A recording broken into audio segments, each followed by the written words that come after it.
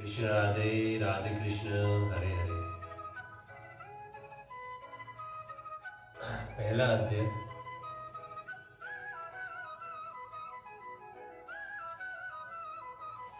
अन्य च बहव शूरमित धीर तत्र जीविता नानश रस नानशस्त्र परहरना शिवर युद्ध विशारदा।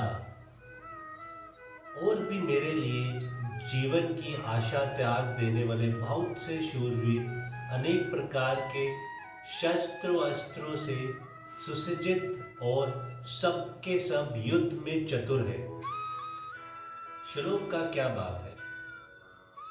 इससे पूर्व श्लोक ब्रह्मादिक भगदत्त कुत वर्मा और जयद्रथादि महारथियों के नाम नहीं लिए गए हैं। इस श्लोक में उन सब की ओर संकेत करके दुर्योधन इससे ये बात दिखला रहा है कि अपने पक्ष के जिन जिन शूरवीरों के नाम मैंने बतलाए हैं उनके अतिरिक्त और भी बहुत से योद्धा है जो तलवार गदा त्रिशूल आदि हाथ में रख के जाने वाले शस्त्रों से और बाण तोमर शक्ति आदि छोड़े जाने वाले अस्त्रों से भली भांति सुसज्जित है तथा युद्ध कलाओं में बड़े कुशल महारथी है। एवं ये सभी ऐसे हैं जो मेरे लिए अपने प्राण निशावर करने को तैयार है। इससे आप ये निश्चय समझिए कि ये मरते दम तक मेरी विजय के लिए डटकर युद्ध करेंगे। अपने महारथी योद्धाओं की प्रशंसा करके अब दुर्योधन दोनों सेनाओं की तुलना करते हुए अपनी सेना की पांडव सेना की अपेक्षा अधिक शक्तिशाली और उत्तम बतलाते हैं। अब यह रात तदस्मक बल भीष्म वीर यशितम पर्याप्तित्वद में तिशा बल भीमा वीर शतम। भीष्म पितामह द्वारा रक्षित हमारी वे सेना सब प्रकार से अजय है और भीम द्वारा रक्षित इन लोगों की ये सेना जीतने में सुगम है। दुर्योधन ने अपने सैनिक को विभीषण के द्वारा रक्षित और अप्रत्याशित बलात्कार का क्या बतलाकर क्या भाव दिखलाया है? इससे दुर्योधन ने हेतु सहित अपनी सेना का महत्व सिद्ध किया है। उनका कहना है कि हमारी सेना उपयुक्त बहुत से महारथियों से परिपूर्ण है और परशुराम सरीखे युद्धवीरा को भी शका देने वाले भूमंडल के आदित्य वीर विभीषण पितामह के द्वारा संरक्षित है तथा संख्या में भी पांडव सेना की अपेक्षा 4 अश्वहिनी अधिक है। ऐसी सेना पर विजय प्राप्त करना किसी के लिए संभव नहीं है। वे सब प्रकार से अपर्याप्त आवश्यकता से कई अधिक शक्तिशालिनी एवं स्वरथा अजय है।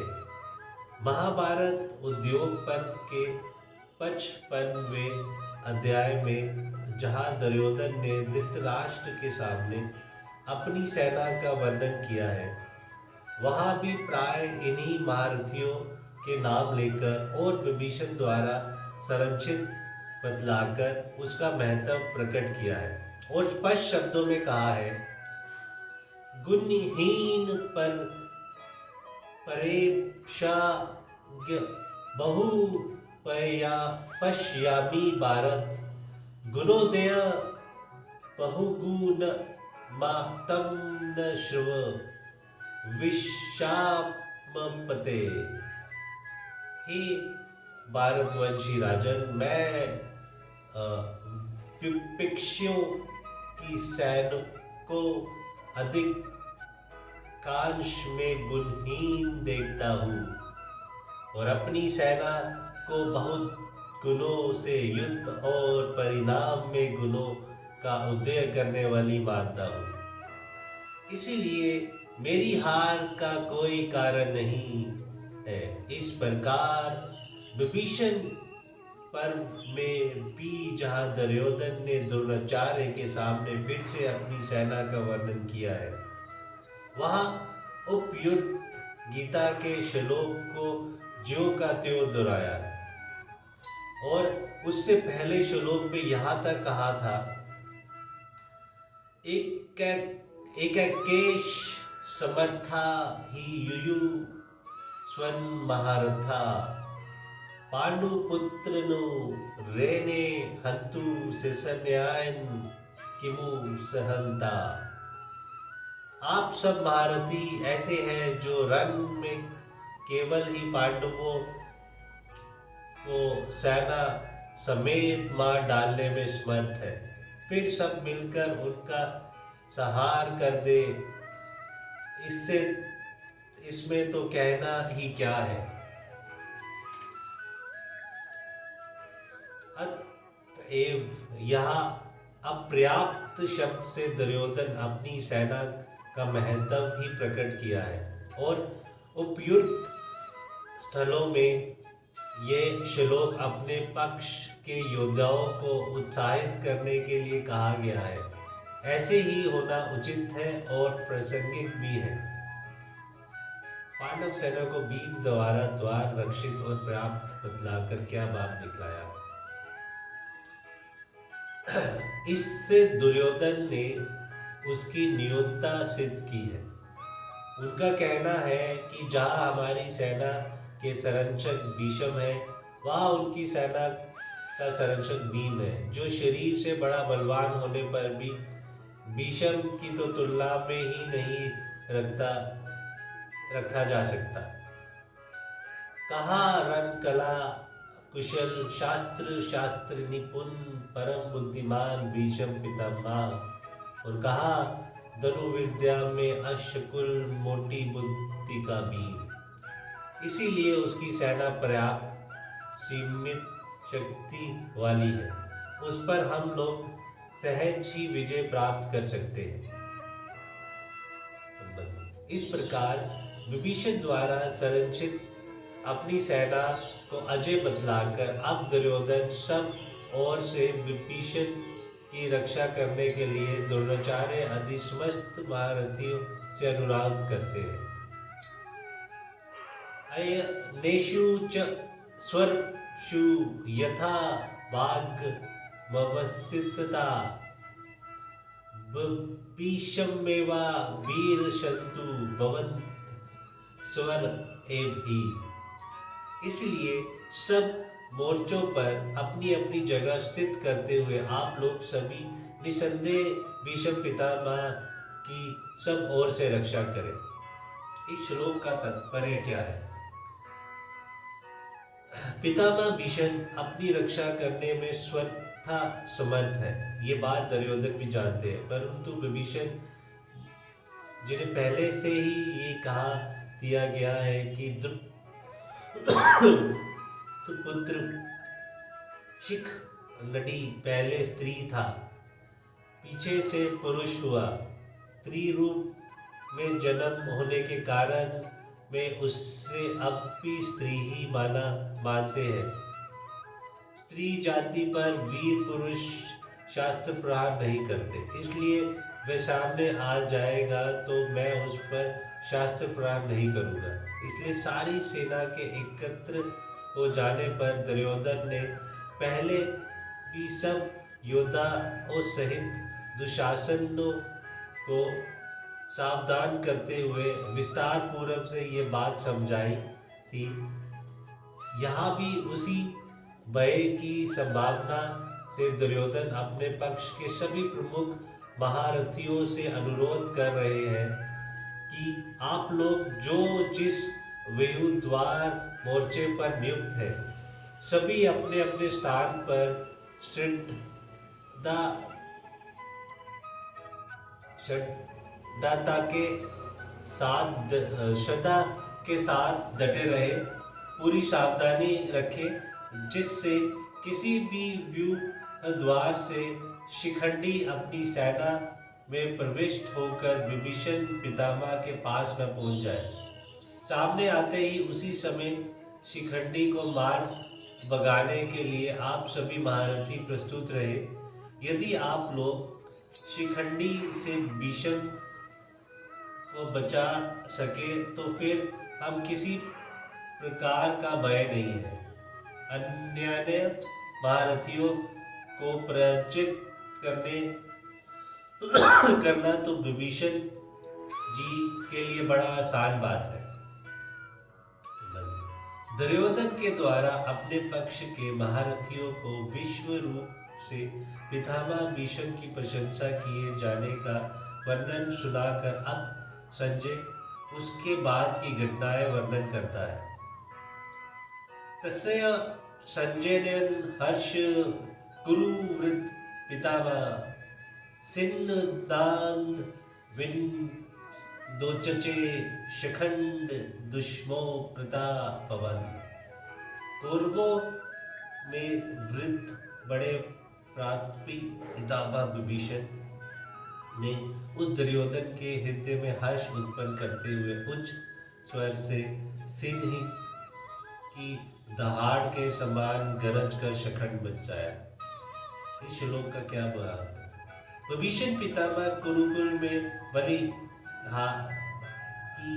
को छोड़कर सबसे बड़े थे। कौरवों और पांडवों से इनका एक सा संबंध था और पितामह के नाते ये दोनों के ही पूज्य थे। इसीलिए संजय ने इनको कौरवों में वृद्ध और पितामह कहा है। अवस्था में बहुत वृद्ध होने पर भी तेज बल प्रकार वीरता क्षमताओं में ये अच्छे वीर युवकों से बढ़कर थे। इससे इन्हें प्रतापवन बतलाया है। ऐसे पितामह विभीषण जब द्रोणाचार्य के पास खड़े हुए और दुर्योधन को पांडव सेना देखकर चकित और चिंतित देखा, साथ ही ये भी देखा कि वह अपनी चिंताओं को दबाकर योद्धाओं का उत्साह बढ़ाने के लिए अपनी सेना की प्रशंसा कर रहा है और द्रोणाचार्य आदि सब महारथियों को मेरी रक्षा करने के लिए अनुरोध कर रहे हैं, तब पितामह अपना प्रभाव दिलाकर उन्हें प्रसन्न करने और प्रधान सेनापति हैसियत से समस्त सेना में युद्ध आरंभ की घोषणा करने के लिए सिंह के सामने दहाड़ मारकर बड़े जोर से शंख बजाया। तत् शंख श्रव वीर्य श्रव पन वान कगो मुखा सहस्य वाय हन्यंत स शब्द शत्रु मूलो भवत्। इसके पश्चात शंख और नगाड़े तथा ढोल मृदंग और नरसिंह आदि बाजे एक साथ ही बज उठे। उनका वह शब्द बड़ा भयंकर हुआ। इस श्लोक का क्या बात? विभीषण पितामह ने जब सिंह की तरह गरज कर और शंख बजाकर युद्ध आरंभ की घोषणा कर दी और तब सब और उत्साह फैल गया और समस्त सेना में सब ओर से विभिन्न सेनानियों के शंख और बलि और भांति भांति के युद्ध के बाजे ही साथ बज उठे। उनके एक ही साथ बजने से इतना भयानक शब्द हुआ कि सारा आकाश उस शब्द से गूंज उठा।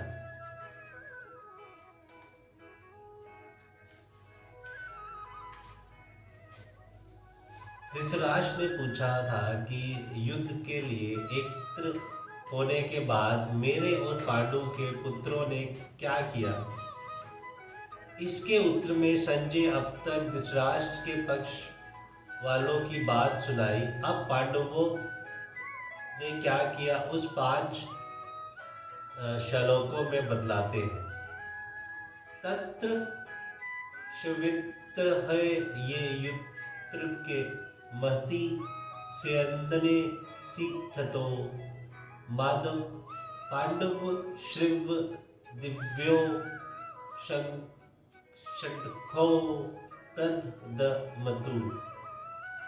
इसके अंतर सफेद घोड़े से युक्त उत्तम रथ में बैठे हुए श्री कृष्ण महाराज और अर्जुन ने भी अलौकिक शंख बजाया। इस श्लोक का क्या भाव? अर्जुन रथ बहुत ही विशाल और उत्तम था। वह सोने से बड़ा हुआ बड़ा ही तेजोमय, अत्यंत प्रकाशित, खूब मजबूत और बहुत बड़ा और परम सुंदर था।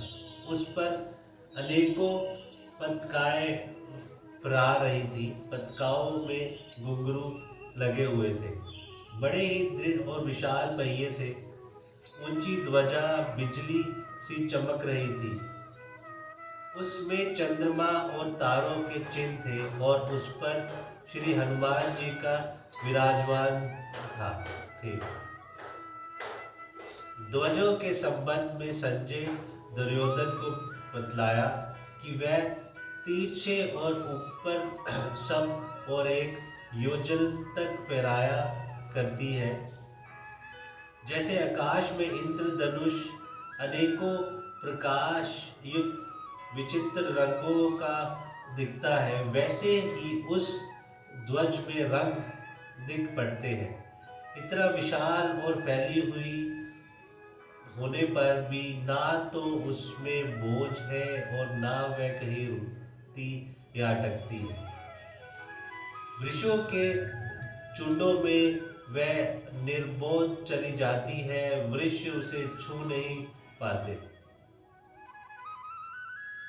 4 बड़े सुंदर, सुचित, सुरक्षित, बलवान और तेजी से चलने वाले सफेद दिव्य घोड़े उस रथ में जुटे हुए थे। ये चित्ररथ गंधर्व के लिए हुए 100 दिव्य घोड़े में से थे। इनमें से कितने भी क्यों ना मारे जाए, ये संख्या में 100 के 100 बने रहते, कम ना होते थे और ये पृथ्वी, स्वर्ग आदि सभी स्थानों में जा सकते थे। यही रथ के लिए भी थे। खांडव वन दाह के समय अग्निदेव ने प्रसन्न होकर ये रथ अर्जुन को दिया था। ऐसे महान रथ पर विराजित भगवान श्री कृष्ण और वीरवर अर्जुन अब विभीषण पितामह सहित कौरव सेना के द्वारा बजाए हुए शंखों और अन्य रणवाद्यों की ध्वनि सुनी। तब इन्होंने भी युद्ध आरंभ की घोषणा करने के लिए अपने अपने शंख बजाए। भगवान श्री कृष्ण और अर्जुन के शंख साधारण नहीं थे, अत्यंत विलक्षण, तेजोमय और अलौकिक थे। इसी से इनका दिव्य बतलाया गया है।